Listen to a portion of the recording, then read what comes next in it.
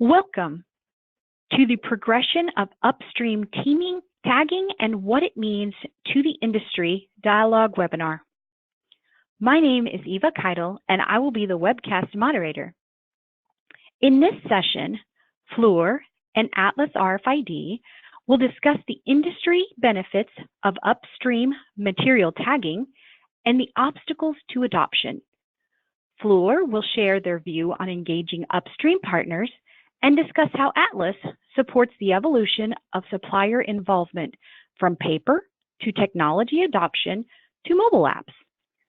During this session, we will answer questions through the presentation and encourage you to send them in via the question box in your webinar panel. As the questions come in, I will relay them to the presenters. When we wrap up, we will respond to remaining questions, so stay throughout the presentation so that you can get your questions answered. At this time, I would like to welcome our guest speakers. We have Bradley Duke from Fluor. He is the Director of Supply Chain Systems, Project Information, and Technology Management, as well as David Beaton from Atlas. He's the VIP of Product Strategy. Welcome our speakers. Thank you, Eva. Hey, thanks, Eva. Brad, thanks for joining me on the call today, and thank you to Eva and CII for putting this together. Brad, you and I, Atlas and Fluor, we have quite a few projects on the go right now. Why don't we talk a little bit about the notable projects that we have and some of the high-level history regarding supplier staging and onboarding with Fluor? Excellent, thank you, David. Yeah, we do have quite a long history on this. And one of the things we identified quite early in the process was the need to tag and do upstream tagging on this and not wait until material resides at site. As part of this discussion, we'll highlight a couple key projects of interest. One is doing a very large scale, large number of supplier onboarding. They're using a bit of a spreadsheet process because they weren't able to apply the mobile technology for the supplier side, which also caused some complications. They used a template that was done pre-RFID or data enablement. And there's a few complications, but it still worked. The value was still seen because we learned some pain points.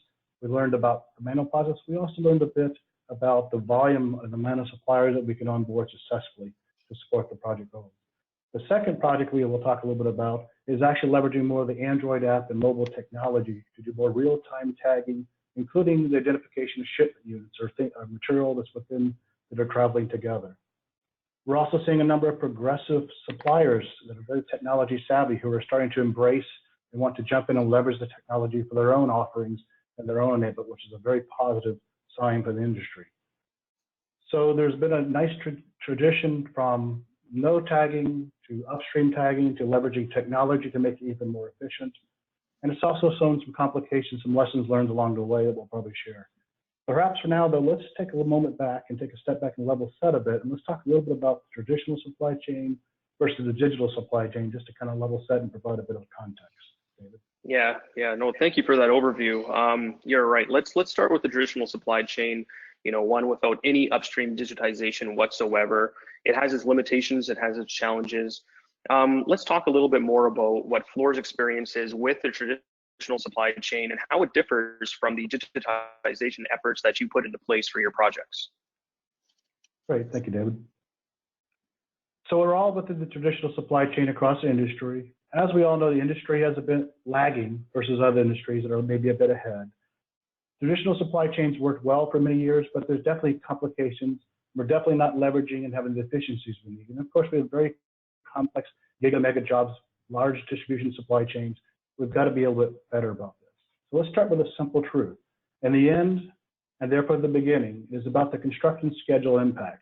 As we see on the right-hand side of this, going from receipt all the way through OS&D and other transactions, we're trying to meet that construction schedule. Traditionally, material arrived at site with no barcodes, no RFID, perhaps a project label on it, and therefore receiving was manual and then backfilled into a traditional materials management system. OS&Ds are manual and disconnected. Receiving and downstream transactions are a little more extended, rework can happen, and supplier site and yards are not well connected in terms of data and information exchange. And if we're doing tagging at site, we get a bit of partial digitization, but there's still delays in the upfront effort now to take and tag that material, which slows down the receiving side. And there's some other pieces we'll talk about in a minute we can't leverage. Lastly, when we have to send things back to supplier or work, we don't have the technology and the tagging in place to go back and forth. Now, David, let's talk a little bit about upstream tagging. Thank you. So now let's talk about, well, now we have trucks arriving. You're fine, dude. You're good now. So now, tags, now we have trucks arriving with tagging. What's that going to do for us? Okay, good, David. Flip them. Okay, there you go. All right, so when tags are coming on its site itself, that helps a little bit. It streamlines the post downstream to some extent, but there's some disconnects and upstream transfers. Now let's talk a little about the next level generation, David.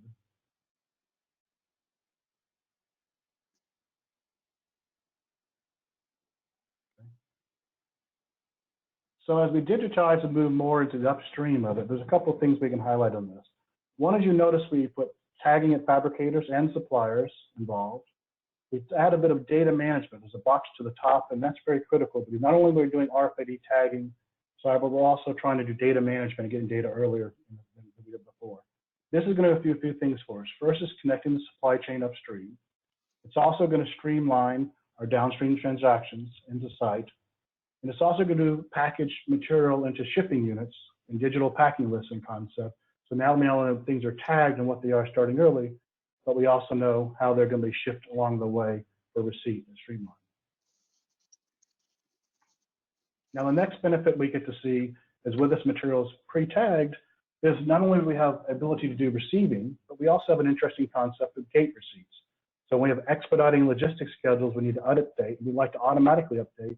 By having those items tagged and the shipping units themselves tagged, we can now register that materials at site and give an early barometer of materials coming. It may still have to go receiving and kicking counts processes, but you get a new capability of not only receiving automation, but also gate reading automation. And then when you get into the OS&D process, if you have that unfortunate circumstance, you now have the ability with these mobile tablets to take pictures and associate them with the tags. We have connected data and pictures and information around it.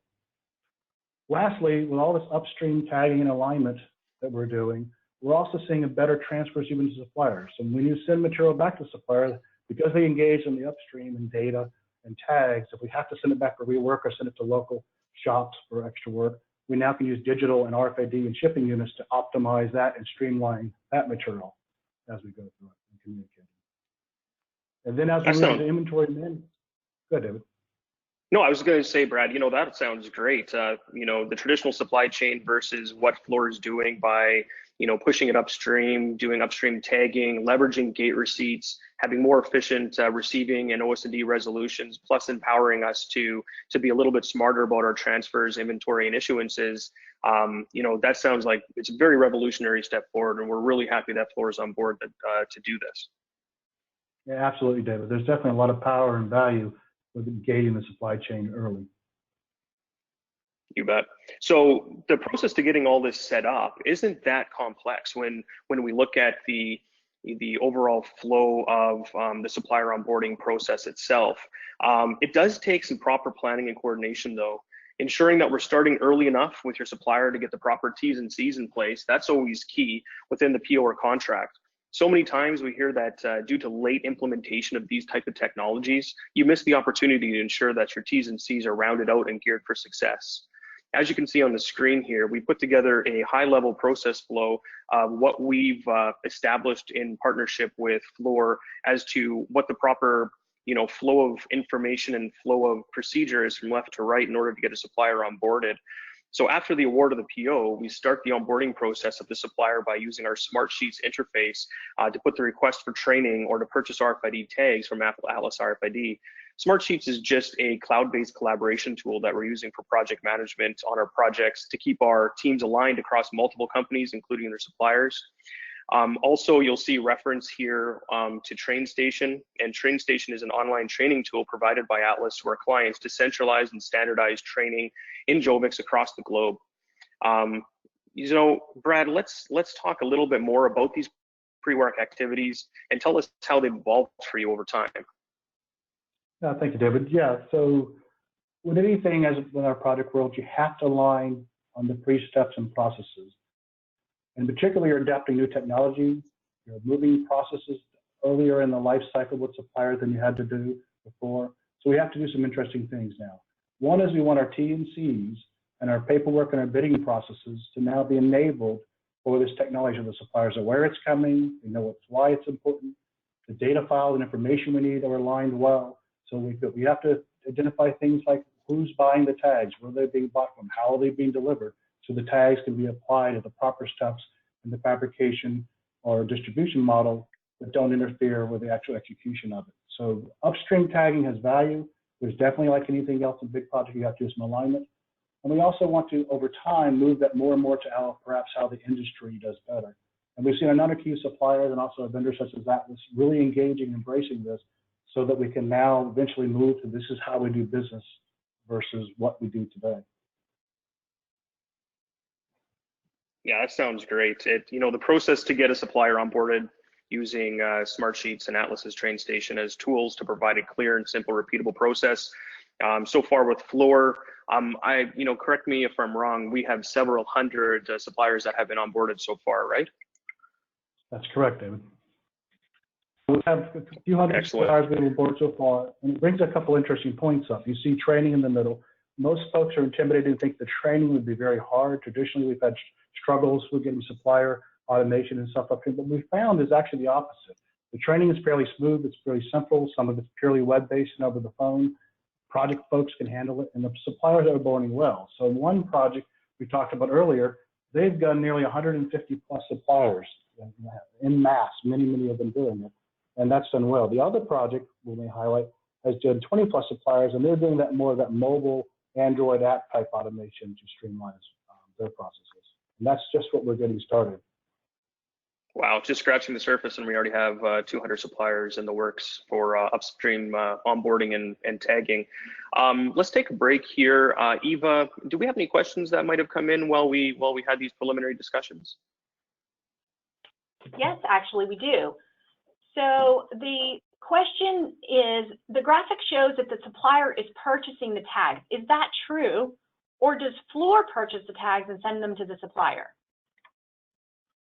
There are actually a couple of models, and typically we purchase the tags or pre-do that with our vendor to send it. There are occasions when the supplier itself are now engaging and becoming more enabled with the technology, and they may pre-purchase it as part of their offer. In fact, we may see an evolution over time where suppliers will just do this as part of how they do business as we go. David, any thoughts on that? Go ahead, Eva. Sorry, I interrupted because I'm excited and we had another question. So when you're finished, David, we'll bounce to the next question. Yeah, no, Brad did a really good job of explaining the couple of different models there. For us right now, Atlas is providing them directly to the suppliers. We definitely want this to even push further than that, where the suppliers are self-sufficient, and we're evolving as we go for the multiple different models that you can have for tag supply. Awesome. So are they passive or active tag types? That's a great question. Fluor's made the choice to leverage barcoding technology as well as passive RFID technology for a few reasons. One is these are giga projects located around the world, and they're operating in countries where active tags are not allowed or banned. We still have a bit of a barriers with the industry of active tags are a little more pricey, and so projects are still a little bit hesitant to leverage them. But passive is a much more, it's long-term, it's been around. The passive Gen 2 tags can be used across EPCs, owners, vendors, software vendors. It has a lot of value. It can be used in the countries we need to operate in that don't necessarily like the active tags or understand them. It brings the cost point down, and it becomes almost a replacement for the paper tag. Not much more of an incremental cost between the paper tag than an RFID barcode enabled tag, which makes it more ubiquitous potentially for the industry to leverage. Excellent. Any more questions, Eva? There actually are. How much more time do you have? We have all day. Okay. So the other question is, do you envision the use of these tags extended beyond the project phase, like say into the operation phase or even beyond that? Absolutely, yes. Right now we're focusing a little bit on the upstream, but there's definitely downstream and some implications. For instance, later on I'll talk about it in the flow, but heat numbers, right? we talked about data. So now we have RFID tagging upstreaming with suppliers. Now that could be things like our heat numbers that go with pieces of pipe and material. We can use that to track it throughout the whole life cycle. So as that piece of pipe moves around, even though it's just pipe, they can be leveraged for multiple scopes. As it's scanned and used all the way through the issuing process, we know the heat numbers. As the pipe split into chunks or debundled or we cut pipe and bring it back, the heat numbers follow it. And then after you issue to construction, you now have a couple interesting possibilities with the technology.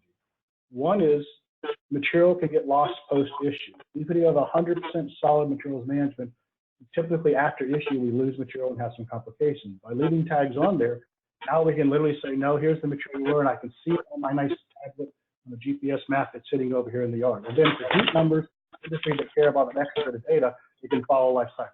Long term, there's definitely possibilities for operations to do that. There's wrapping and things you have to do, installation problems in terms of coverage, but there's quite a lot of possibilities of keeping the data aligned and the tags intact to leverage into operations. David, what are your thoughts on that? Yeah, I agree. We can absolutely have downstream leveraging of especially passive RFID tags where class 1, div 1 intrinsically safe tags are required in an operating plant. So affixing those passive RFID tags and hanging on to them right through to turnover operations and further maintenance, turnaround activities is definitely where we need to drive the market. I completely agree, Brad. And the relative cost of these tags even are very inexpensive, right? So there's not a dramatic cost per item. Although the irony of that discussion, sometimes we talk about the cost of a tag being $25 for active, but we're tracking tens of thousands of dollars of kit and equipment that are very important we don't want to lose, right? Or hundreds of thousands. So yeah, it definitely can extend past there. And so generally speaking, because the tags are not very expensive, that means that there isn't really that much of a cost to the other participants in the suppliers, or is that just one of those things that works its way in?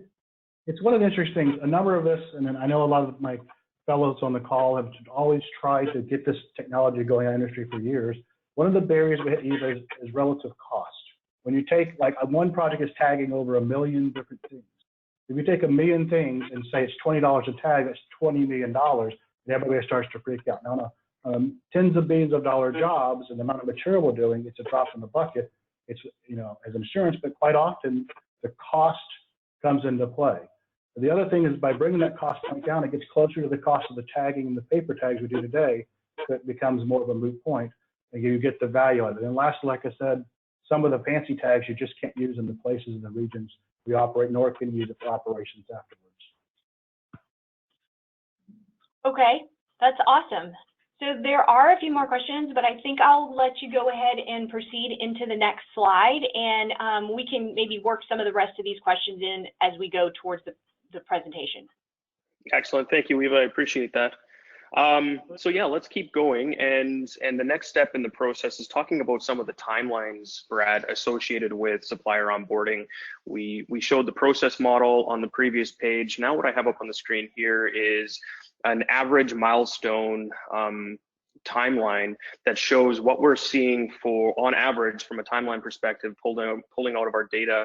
And right now we're showing about 37 days post PO placement, supplier award, to the time that the supplier is, you know, enabled, trained, and ready to start tagging materials.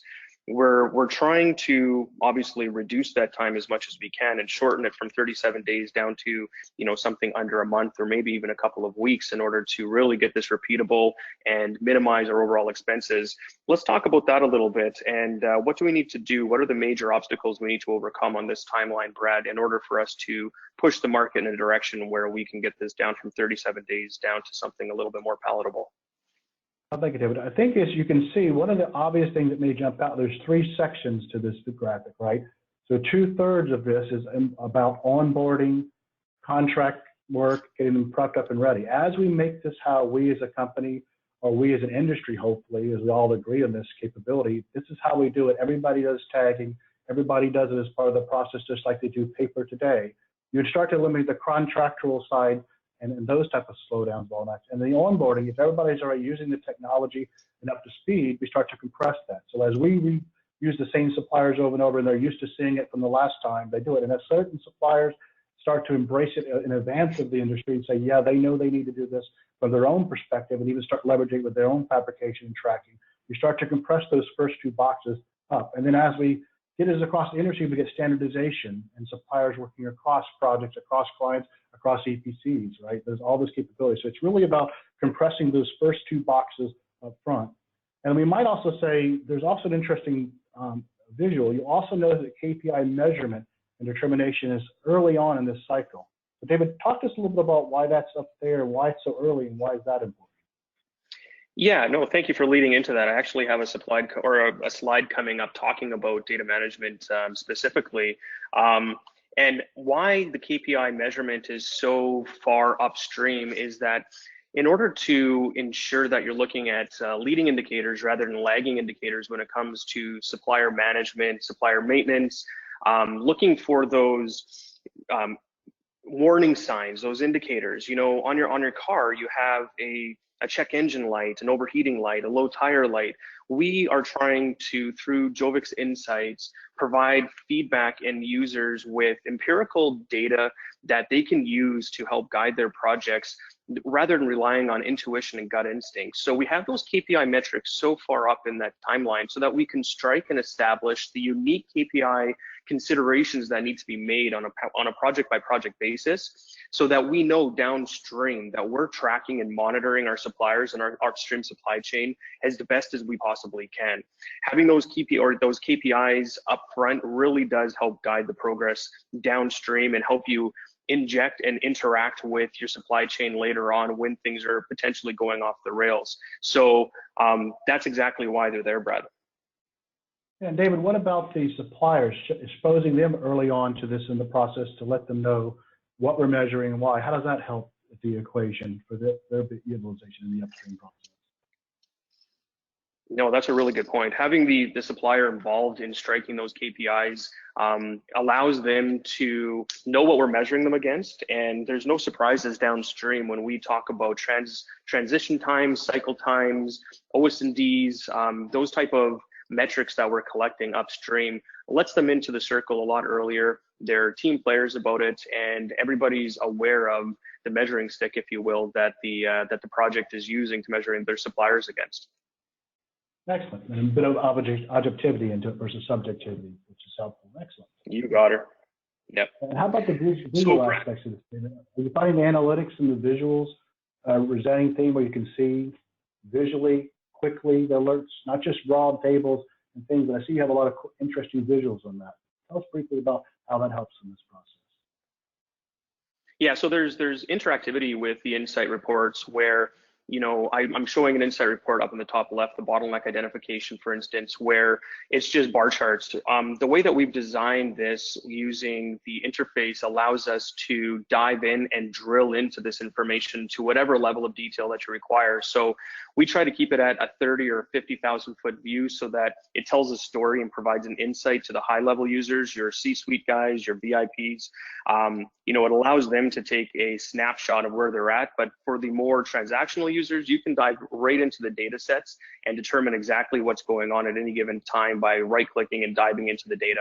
So from a visualization standpoint, we try to design it for usability for straight across the entire organizational chart. Oh, excellent, David. Cool. You bet. Thank you.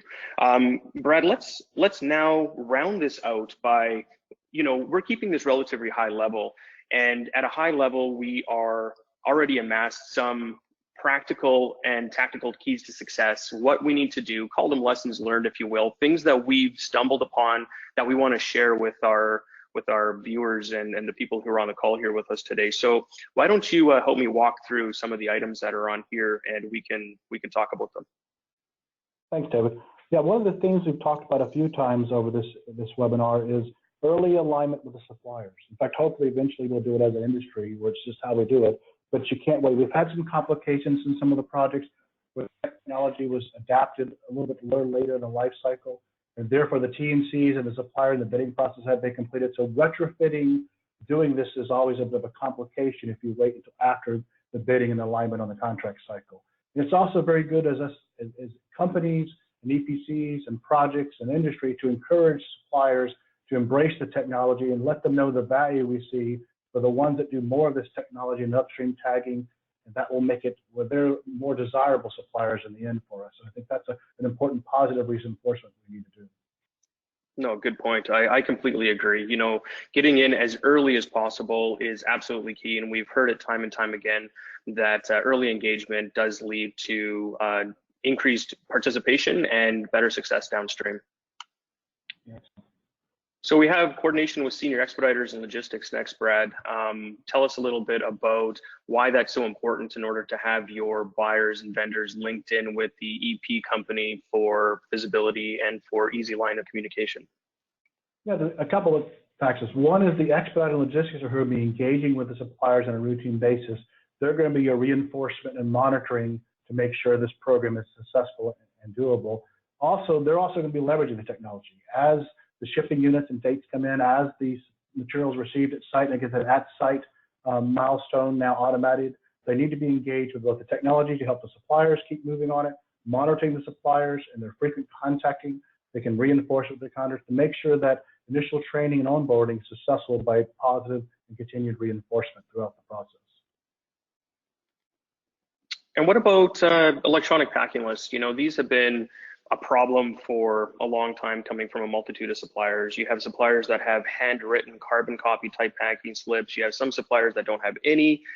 Pushing suppliers by way of this onboarding process does allow us to increase the electronic packing list requirement upstream, and we can even write this into the T's and C's, right? So what kind of efforts are we putting into place in order to standardize packing slips across the industry? A few key things. One is we're enforcing and including going to more electronic means that's a data recognizable format, not just spreadsheet enabled, but in a format that's consumable by these systems to automatically bring it in. And of course, we're also trying to move the technology as the mobile apps into play, so we get a natural electronic data feed exchange versus the packing list and PDF other format. And the other part of it is connecting up the actual shipping, what's shipping from the paper version of it to what's actually tagged and electronically done. Without that electronic data and alignment of the other data points, it makes it very difficult to streamline into the site and fabrication runs. Yeah, no, that's a really good point. And then, you know, that leads into consistent data and structure across multiple suppliers and everybody speaking the same language, right? And having that consistency is oftentimes hard to achieve. But I personally see the progress of supplier onboarding and digitization of the supply chain allowing us to finally get to a place where we can have that kind of standardization. If we work it into the terms and conditions with our suppliers, we can have it standardized across our suppliers so everybody's talking the same language, right, Brad? We you know, historically have a problem with this, and I do see this as a key to success. Yeah, and I think one of the interesting things, and Eva will talk about in a second, this is CII, right? This is a CII webinar. We have suppliers and EPCs and software vendors and distributors and fabricators, you name it, all working together for the greater good. This is a perfect opportunity to align on data and structures and what we need to do as an industry so that we as an industry can move faster, get past the need to having to discuss it, upstreaming being why are we doing this, but just how we do business. I think CII in particular has the ability to pull us all together and work to a better common vision and future and simplify and solve some of these problems we do today, much like other industries have done ahead of it, automotive and shipping and all the other things. We definitely can grow and adapt with it, and CII can be a big champion for us. Yeah, agreed. We have a long way to go, and our industry is ripe for disruption, so this is perfectly timed. The next one we put together is approval process for shipping tags to suppliers. So talk to me about this related specifically to Fluor regarding approval for shipping tags, and you know, it is a little bit of a stumbling block. So what can we do to get better at this one? Yeah, I mean, you know, the first is the obvious we talked about is make it part of the process, but what we found is the releasing to ship process, releasing to ship material, the tags add a complication in how we do that process. When do we approve it? When do we allow them to ship, apply the tags to them? So we find complications of the tagging possibilities of getting the tags to them today. And what we need to do is streamline and make that priority to business so we don't have to even worry about the approval when to ship tags to suppliers and the money and cost involved, particularly with a wide supply base that's global in nature. What do you think, David? Right. On that? Yeah, no, Yeah, I completely agree. With the wide supply base, like you say, we need to move in that direction when it comes to shipping the tags and minimizing that approval process as much as possible. It's a little bit cumbersome right now just by design, but we have the ability that we can move away from that and better refine it for the future. Cool. Excellent. And then, yeah, and then final approval of packing list before importing information into Jovix. You know, this one's key. Rather than just having your suppliers import and have control over the data, we definitely need to put some stage gates in there and have a level of review and a level of control prior to that data being incorporated in Jovix or Mapman or insert your system here. So talk to me about this one a little bit, Brad. Yeah, with anything, if you have very fast tagging, very fast data, but it's of poor quality, it adds little or no value. It essentially makes a faster train wreck. So by adding important approval gates along the process to make sure before it gets shipped, it's correct and syntactical, the data and the tagging's in right, that will streamline all the inbound operations. If you don't do that, then the material will arrive at site misaligned, not properly tagged, and now you've lost all the value at upstream, and you shouldn't have done it in the first place if you don't have good quality checks. So it's important not just to start the process, but to make sure you have high quality and high observation of this. I completely agree. Garbage in, garbage out, right? If we're putting all this effort to push digitization up the supply chain, but we're allowing, call it garbage data or data that's not technically accurate into our system, then we're not doing ourselves any favors downstream. So I'm really happy to see this one on your list, Brad. So that rounds out, you know, our discussion regarding keys to success. And I know that there was a few more questions that came in. So Eva, do you want to facilitate that? Sure. So one of the questions is, how do you expect RFID to increase safety in the construction supply chain? Interesting. Well, there's a couple angles. I'll let David speak this as well, because he has a lot of experience. But one is, we spend a lot of time looking and finding for material, right? So just the fact that we have things tagged and know where they are, we don't have folks running around the job trying to find it. There's also future implications like personnel, RFID tagging, safety type of tagging, and registering people around. That's probably the next evolution. I know there's a lot of companies playing in that space. There's some positive potential values to where it's growing. It feels a little bit new still, a little bit cutting edge, but there's definitely possibilities. David, what do you think? Yeah, I agree. There's definitely room for tagging and safety. You know, some of the things that really get me excited is positive location of employees across your site and mustering, right? And having the ability at any given time at your muster stations to have full accounting of the people on your site. Traditionally, when we do those musters and head counts, they're, you know, cumbersome. They take a long time, and until everybody is positively identified, you pretty much just stand there. So having that RFID capability at mustering and providing the positive material location for that, or positive person location for those individuals, is key. I think there's definitely opportunity there, Eva. So another question that came in, this one is a little bit different from the first, is with EPCs using a lump sum approach, which incentivizes reverse auctioning every component of every component, the OEM needs to charge for the RFID. How do you see the ROI discussion occurring to ultimately passing the cost of the tag on to the end user? Right. Brad, from your perspective with Fluor working lump sum, from a value proposition standpoint, and not even from a ROI model, the value that is added for RFID to the end user is still there, lump sum or not. And so, in my opinion, having that upstream tagging and upstream supplier onboarding, you know, if the cost is passed on to the end user, hidden in another fee, you know, I think that might be slightly inevitable, but the value to the end user is still there, right, Brad? Like, just because it's lump sum doesn't mean that this business model doesn't work or this technology model doesn't work. Well, yeah, in actuality, the two top products that we highlighted, one of those is a very, very large lump sum. And they made the choice to see the value of what it is because it helps all along the process and saves a lot more money than the incremental cost. The other part I do is we'd highlight with the suppliers is a paper tag is what they have to do today. They're absolutely required in every job site I've ever known to put a paper tag that's proper spec. So a paper tag that's now RFID barcode enabled, relative cost is, you know, less than $1, sometimes far less if you buy 1 million of them. I think the cost proposition, now I think early right now, there's still a bit of a adoption problem, and that'll be a challenge back and folks trying to make little bits of money up front on this. But in the end, I see a couple of interesting possibilities for industry. There are disruptive forces that may come into play that are already doing this type of thing. It is how they do things. They may disrupt suppliers and supply chains, EPCs, owners. There's definitely, if we don't move to this and embrace this type of technology, I firmly believe we're going to be even far behind agriculture and everybody else that's more innovative than us.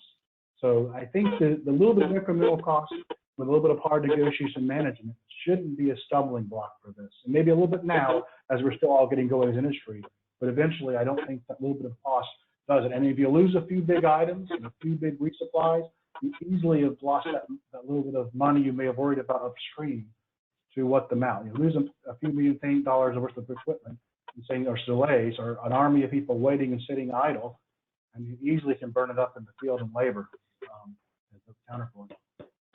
Yeah, and that's not even to mention the transactional savings that you're going to get by automating your on-site transactions as well. You know, that gate receipt, your ability to find and pick materials much quicker, issuance to the field, controlling your shipments, you know, all of those other enabling factors for a lump sum project are going to decrease those cycle times for transactions and save that user even more money, even if that vendor passes along the cost of the RFID tag. Oh yeah, definitely. And in fact, we've got a younger and younger workforce who by nature are used to seeing technology and mobile and tablets and paperless and stuff. You'll see smiles on your face when you take out to a construction site and they get to play with a tablet and do RFID enable and use GPS maps and stuff, just like they do on the phone. So there's quite a bit of value just in enabling the younger generation to really to embrace technology they use every single day of their life and expect. Yep. Well said. I think that that's great. And there was a few more questions, and we did record this session, so we will post this information out to our members, and then Fluor and Atlas will respond to some of the remaining questions that are there. And I'd like everybody to remember that our next event is the CII annual conference, which is coming up right around the corner. But more than that is we're going to continue these dialogues after the conference with a webinar that'll kind of focus on achieving industry level alignment. So keep an eye out to save the date, and we will have more of these conversations. I hope you all enjoyed it, and I'd like to thank both David and Brad for their time today. We enjoyed it. Yeah, thank you, Eva. It was really great being here. Appreciate it. Awesome. Well, you all have a great day, and I'll see you pretty soon in Indianapolis. Sounds great. Take care. Thank you. Bye.